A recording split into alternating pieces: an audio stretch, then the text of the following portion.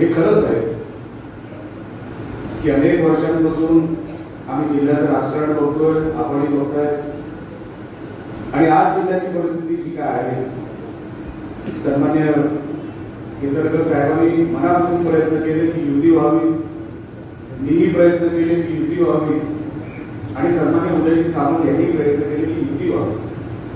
कारण हे सगळं आपले मोठं कुटुंब आहे, हे कुटुंब एक राहावं.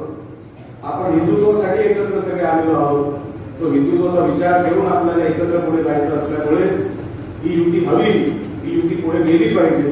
याच्यासाठी सन्मान्य केसरकर साहेब असतील, त्यांनी तर शेवटच्या 21 तारखेपर्यंत मनापासून प्रयत्न केले, पण ती युती होऊ शकली नाही. आणि संजू परत तुम्ही मैदानात उतरला, तुम्ही उमेदवारी घेतली आणि तुम्ही पुण्या जिल्ह्याचा रेट वाढला.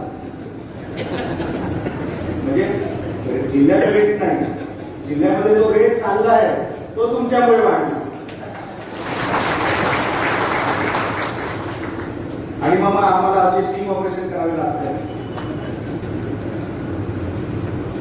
पण किती जरी रेट वाढला, संजू परत तुमचा विजय हा निश्चित आहे. लोक तुमच्या बरोबर आहे, लोक तुमच्या जवळ जातील, ही माझ्या मनामध्ये अजिबात शंका नाही.